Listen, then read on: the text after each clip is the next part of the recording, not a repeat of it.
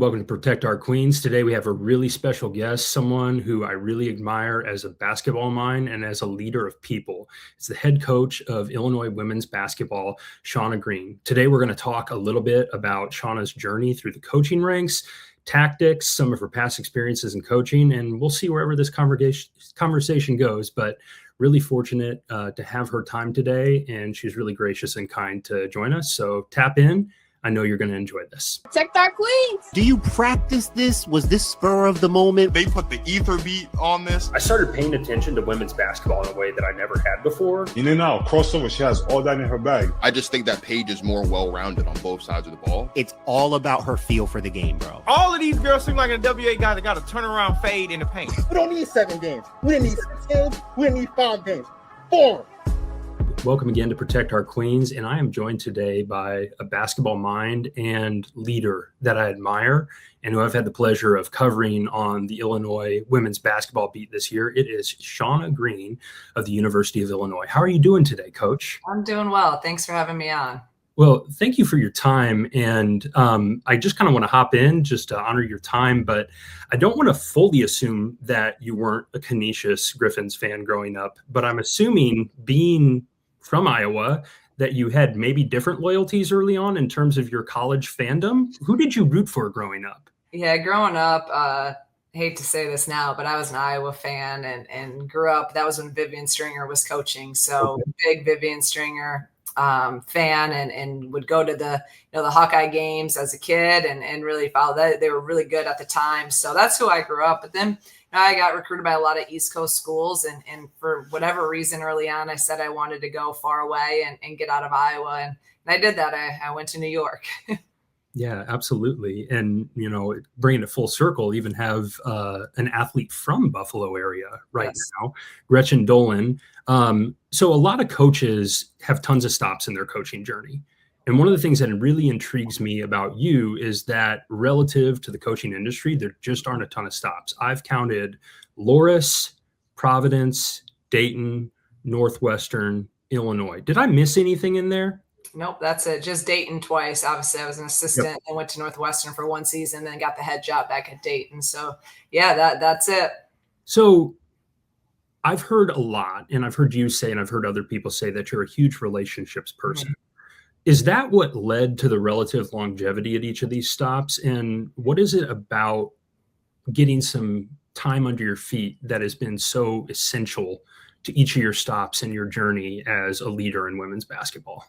Yeah, that's always just how I've been. Obviously, even going to Canisius, it was, not the normal thing to do, but it was the people, it was the players, it was the coaches that I got a relationship with. And then, even at Loras, I absolutely love the D3 level and where the game is super pure and you can literally outwork people because there's really no rules. So you can recruit however you want and learned a lot there. And then, I was there 5 years, got the head job after a couple of years as an assistant. And then Providence, I loved Providence, and I worked for a really good coach. And so I think it's always been about, I've just tried to make, I always say, make the big time where you are. And whether that's D3 or whether it's, going to the Big East or going to Dayton, I just learned so much in each of those spots. But I was always really engaged in the moment and never really thinking about the future. I just wanted to be the best at, where I was and what role I was in. And then I just believed whatever would happen from that would happen from that. I wasn't one that's trying to,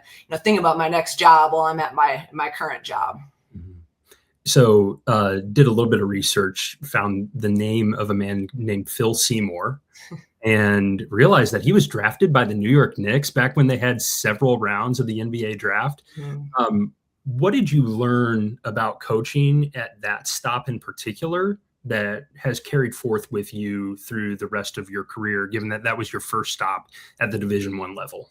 Yeah, and that came out of just connections and relationships. Phil had played at Canisius and was good friends with someone I knew from Canisius. And so that's how I got that opportunity. And at the time, the Big East was the Big East of old. It was, it was the best women's basketball conference in the country. So I knew I wanted to get to Division I. So I thought that was a jump I had to make. And Phil was he's awesome. Such a good person, number one. So how to treat people as a head coach, how to delegate and give responsibility. He gave all of us assistants a ton of responsibility, and I had no Division I, experience at all. And he's like, go do your thing. And, I learned how to recruit at the highest level. Again, we were going after high level players, and obviously learn from to scheme against some high level coaches. I mean, that's Gino, that was Muffet, that was Jeff Walls was at Louisville then still, and I could go on and on. So just an unbelievable opportunity for me to learn, obviously from Phil, who had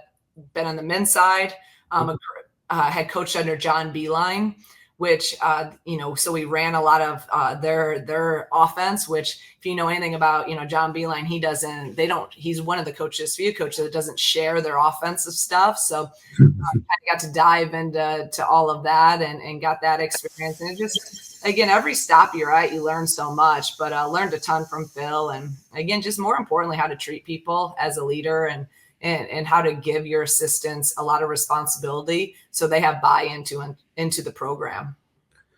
So I did a little research on your playing career, and leading scorer in Canisius history still, is that correct?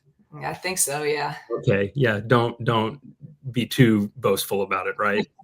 But the thing that really stuck out to me, given your coaching philosophy, is that you average 8.5 rebounds across your entire college career. Mm-hmm. And when I hear you talk about, hey, we team rebound, we crash as a team, who influenced you becoming the type of player that was just dogged after the boards? And how has that influenced your coaching style as you've grown as a professional?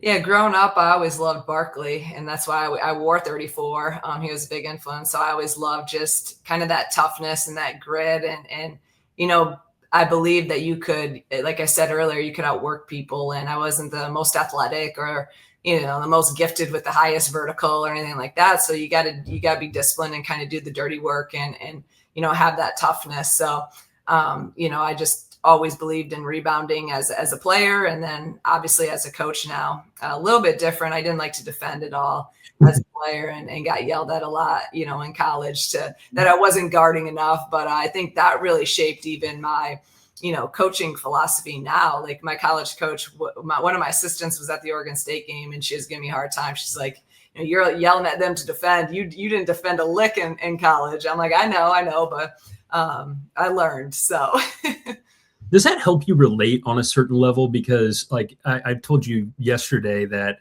I spent a lot of time talking to my college basketball coach about the program yesterday, and he's like 5'9", and at the D3 level was putting up points on points on points, but wouldn't have identified him as a defensive-minded individual. So when you're bringing players along, knowing what it's like to be on the other side, how do you spur about motivation in players to build out parts of their game that aren't as glorious?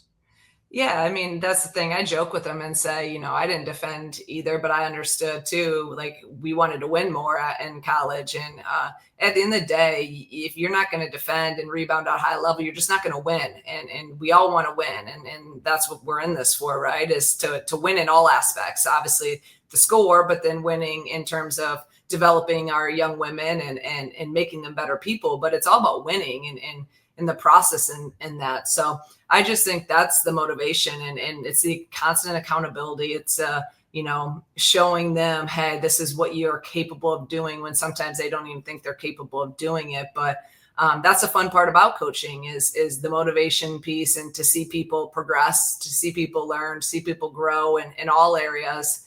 But I think that's the most important thing is helping them along the way. And trying to build them in all areas. Yeah. I think about just these shifts that you've taken in your career.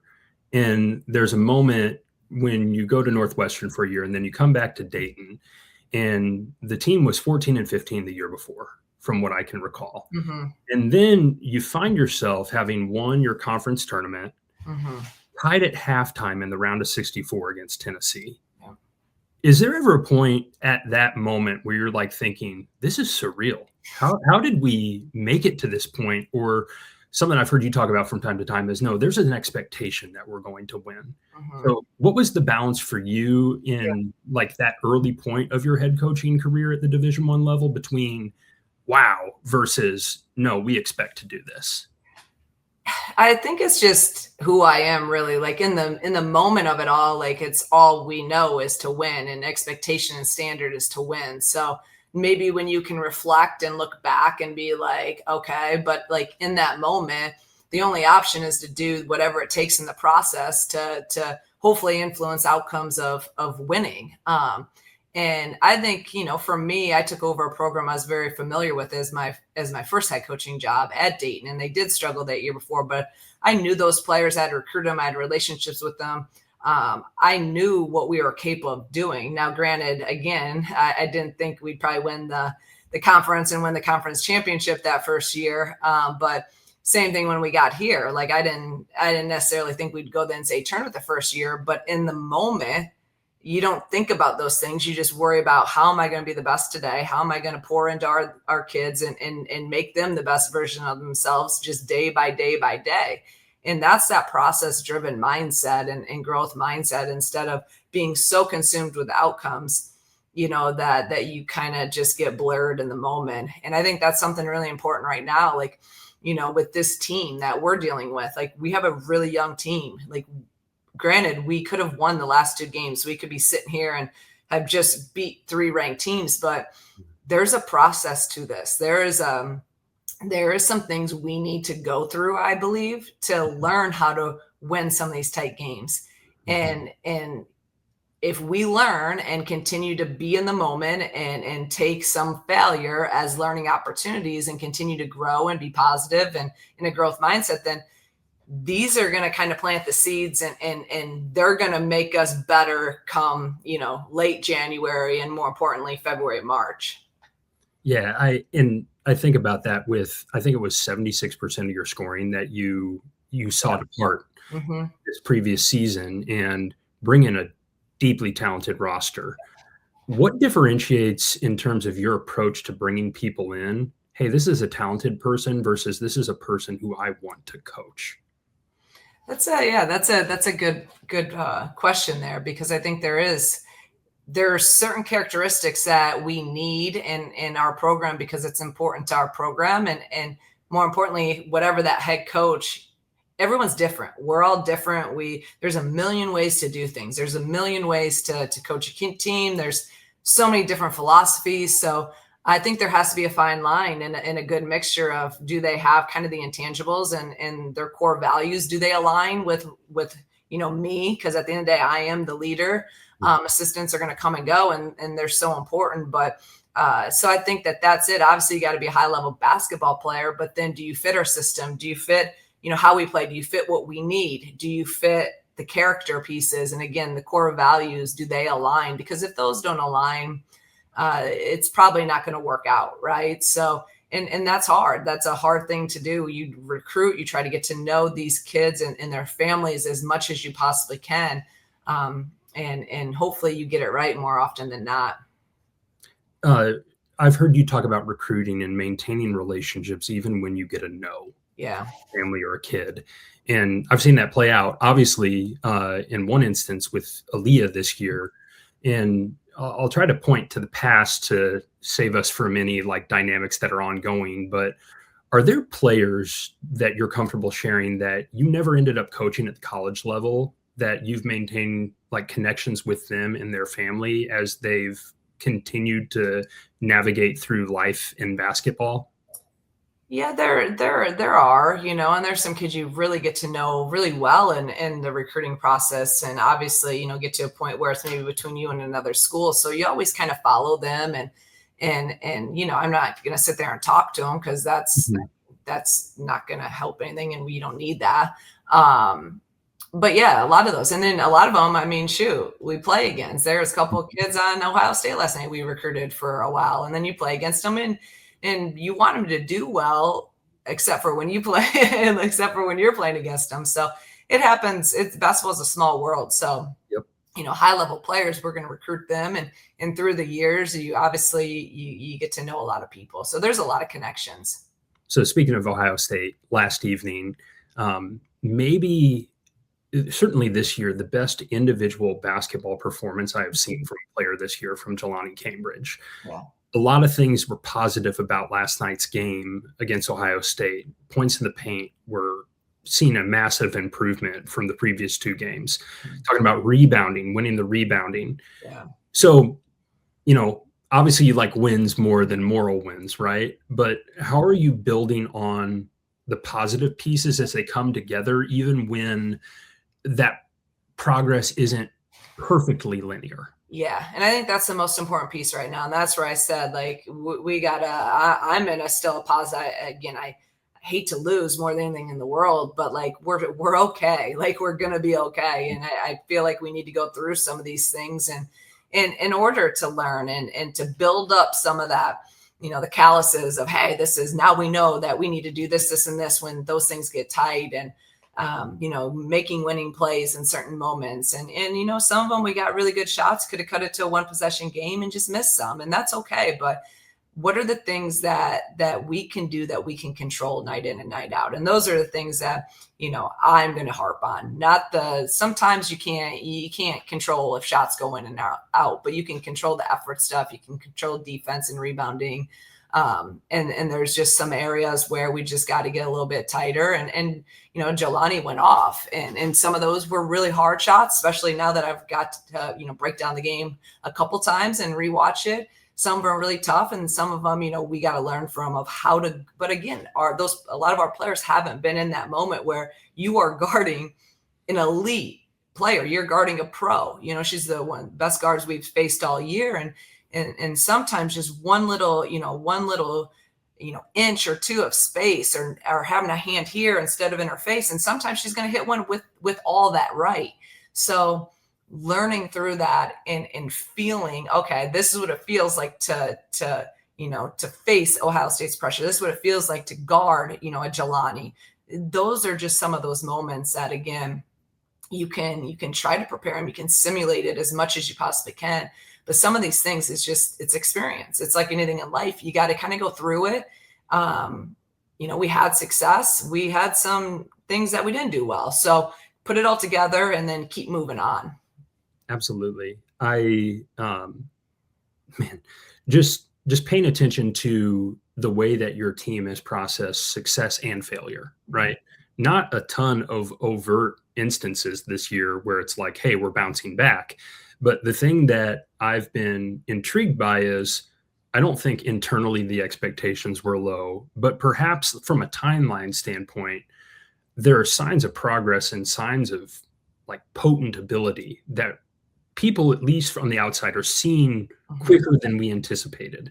With players like Destiny, with players like Cece, with a player like Barry, just like leaping from where she was last year. Of course, with like her trajectory of where she'd been in the past, some of that to be expected.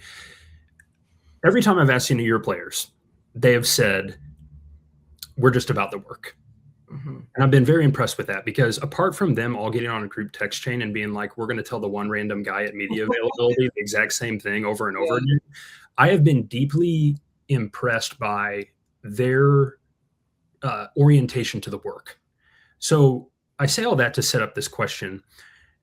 When your team goes on an 11-game winning streak, when you have a win like you did at home on New Year's Day, when you have multiple quality losses against ranked opponents, does that not necessarily shift your preparation, but does it shift the context in which the work is occurring? I just want to know if your vision for this team and what it can be in the near term has shifted at all since this season started. No, because again, my goal is to win. My goal is to win every day. Well, that's not a game, every day. Like just being the best and trying to prepare and do whatever we can do at an elite level. So nothing's shifted in terms of that. We talked about are we further ahead than what we I don't know. It's like my first year when I took over, I said we'll be good when we're good. You can't put a timeline, you can't put a date on it. And I think we're really good. I do. I think that everything we've done, I think that, even the past 3 games, you play Maryland, you beat them, you go to Michigan State and we're right there. We, 2-possession game again, really a 1-possession game. And then we come back and play Ohio State. Really, there was maybe a 2 or 3 minute stretch where they got it up to 8, but we were right there. So in anything in me, I'm just like, we belong. We belong. We're definitely a top team. I firmly believe that. We have the players. We've been in those moments. We've competed at a high level against top teams in the country. We just have to figure out how to put it all together. And in those moments when it's fourth quarter, when it's, winning time and when our play's coming, we got to be able to make those plays. We did that against Maryland. We were the team that were making the winning plays, getting, making the tough shot, getting the stop, getting the rebound. In the last couple games, it hasn't been us. And we've done it in glimpses. We've done it, at certain stretches, but we just got to continue to try to put that 40 minutes together. But that's also part of the process. And especially with a young team, to tell you the truth, this is probably what I expected, right? Some ups and downs and some learning curves in there, because you don't know what you know until you feel it and experience it. And there's just no other way to go through it. So we're going through it. And I've never in my time here had a stretch like we just had in terms of the caliber of teams, 3 ranked teams, 3 of the top teams in the conference, and all on a 2-day prep with no days off. That's really hard on anyone. Again, no excuses here, but I'm just stating facts. Our guys had never been through that. They'd never been through it, any of it, let alone being able to stay mentally, physically, emotionally locked in for a 7-day stretch, the highs, the lows, the ups and downs. So that's another thing that, again, I know it, but we got to go through it. We got to go through it. We got to learn. We got to feel it, and we'll be better because of it. I do want to take a short break, but I want to process a little bit of that with you after about a 30-second break, and then we'll dive back into the last portion of this. I'm Dan. I'm from Illinois, and I've got 4 daughters. We love women's sports, and we love it not as a side conversation, not as a trend, but as high quality basketball. And that's why I'm here with Basketball Society and Protect Our Queens. We're talking real analysis, real respect for the game, and conversations that display we are actually watching the basketball. If you love hoops the right way, subscribe to Basketball Society right now. So you saw the little cameo from my daughters there too. No better time to tell you this than now, but there was a time last season where you obviously had to get back up to press, and we were season ticket holders. And my oldest cried crocodile tears because she didn't get to say hi to Shauna Green. So thank you for letting me come to basketball practice and introduce them to the program, because I love that. I've been obsessed with basketball for forever, but Illinois women's basketball has been the context in which I have introduced basketball to my own children. That's awesome. And, as I think about being a dad, and obviously you have a son as well, but these young women that you coach are 18 to 23, right?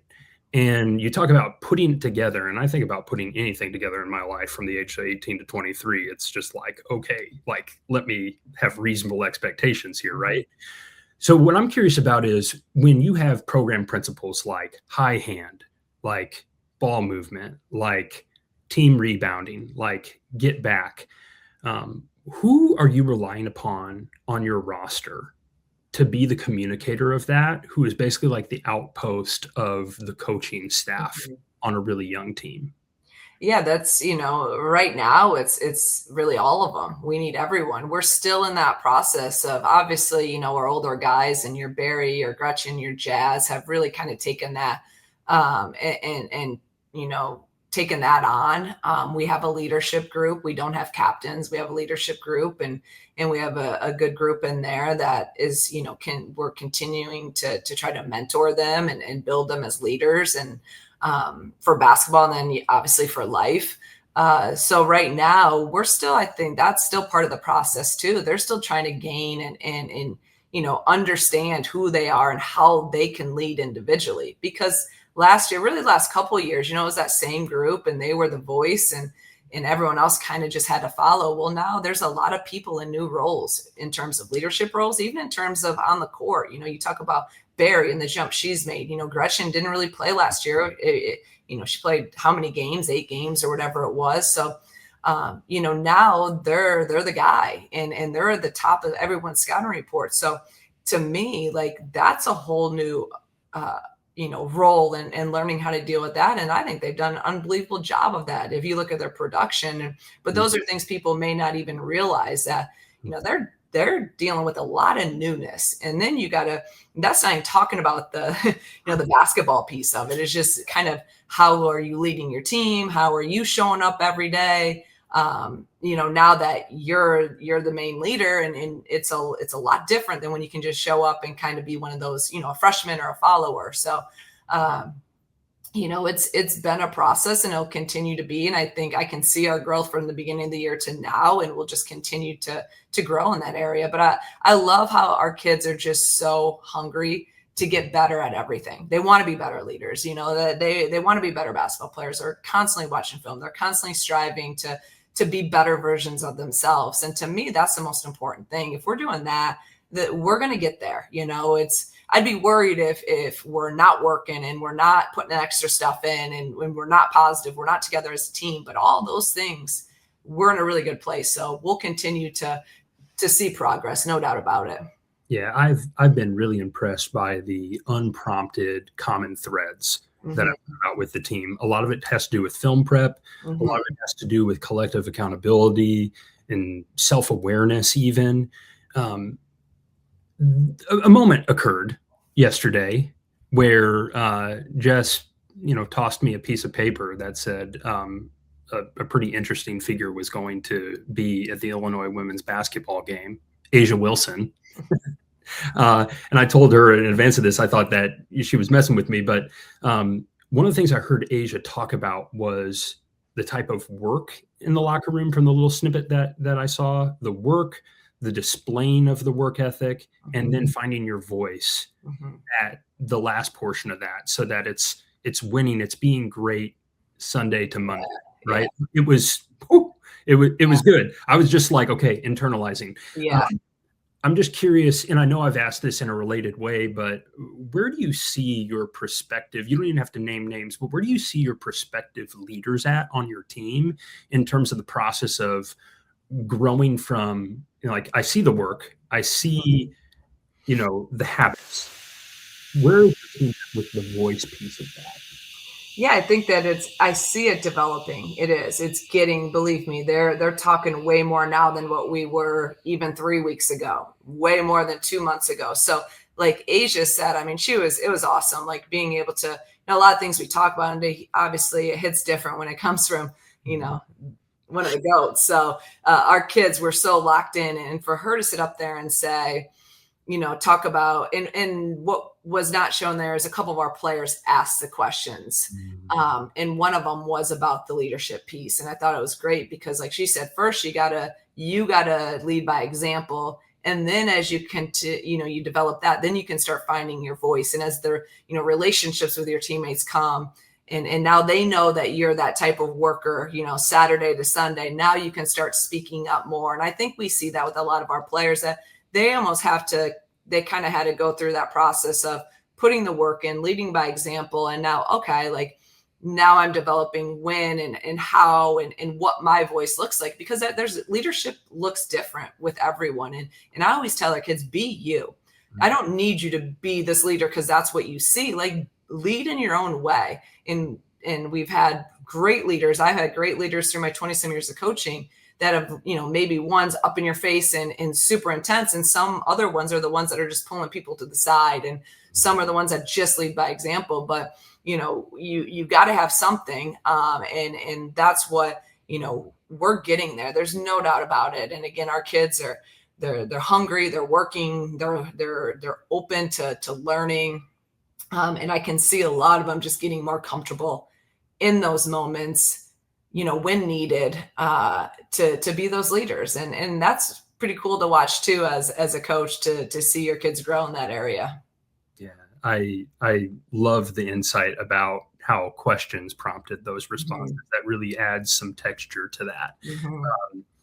One thing that Asia said that you won't bring up, but I will, is, you kind of remind me of Becky Hammon. And I went, oh, okay. Okay. That's pretty high praise, right? One of the things I see is perhaps a similarity is like the underdog mentality. Becky had a really long professional basketball career, but she gritted that out through like effort. And Colorado State isn't exactly like, a powerhouse in terms of national perception. So I just wanted to bring up a date to you to see a few dates to see if these ring a bell. In your coaching history, does the day January 7th mean anything to you? So, okay, 2009, Providence and Pittsburgh. You guys took down Pittsburgh at home. Player Shavante Zealous on the team. So that was a ranked win. Then I look at January 7th, 2012. DePaul at Providence. Are those games that ring a bell now that now that you say them, Yeah. So a couple more. January 14, 2016. Jeez, no, I don't remember you 2 days ago. I know. I just kind of wanted to fix your credentials here. So Ohio State at Northwestern. Northwestern beats Ohio State on January 14th, 2016. Or sorry, 2016. Last date I want to bring up. November 26th, 2021. Dayton versus Illinois. Oh yeah, I remember that game. So I was wondering, because a lot of times they say if you can't beat them, join them. You kind of did the opposite thing. Coach. And I know you've talked about this a lot. And maybe as you process what it means to be an underdog and to grow, right? And to achieve new levels of success. How do you hold in tension that underdog mentality with knowing that the success that you're achieving is going to make you a functional favorite in a lot of matchups moving forward? Yeah, that's a really good question. Because I've loved that when we were at Dayton, we want to go play the Power Fives and we have that kind of chip. But then we get in conference and everyone was trying to beat us, because we were the perennial team that won championships. And so I kind of got a feel for it there, right? Where everyone was coming for us and it was everyone's Super Bowl. So I do know what that, feels like and how I kind of twisted and changed my philosophy in that, where we'd go from underdog in non-conference to, again, where everyone's trying to beat us, target on our back, everything. So I do have some experience with that. And that's what we're trying to get to, right? Is being that program that everyone's trying to knock down. And in order to, you got to go through the process of building, and we've done that. I think we've done it probably quicker than a lot of people have thought we could. And that's a testament to, my staff and my players and just our administration that's resourced and bought in and made women's basketball a priority. So when that time comes, which is hopefully really soon, we'll be ready to change that mindset. There's no doubt about it. And then it's just about, sustained success is really hard, really hard. And I don't care what level you're at. So if you're continuing to win championships, you just don't see a lot anymore, right? On anything. I mean, now I look at college football, like you have new guys coming in. Look at men's basketball, there's, a lot of different champions. You look at women's basketball now, there's a lot more parity. So the whole sustained success where you're at the top is really hard. So you got to stay really, really hungry and you got to have players that are really, really hungry. Well, I definitely have come up on what I think is a healthy time limit for you on your off day. Thank you for always being willing to be a hoop head and talk basketball. It is really intriguing just to see the high level passion for the game that goes with the high level work. And we're really grateful that you gave us some time today. So thank you. I love it. I could talk basketball forever. So I appreciate you having me on. And now I will get back though to my film and preparing for Penn State on Sunday. Yep. I told Jess that was a tough trip for me. So that'll be my first one that I'm unable to make this year, but I'll see you in Ann Arbor. Yeah, I get it. I understand. So anyhow, hey, thank you so much, Coach. No, thank you. I appreciate it.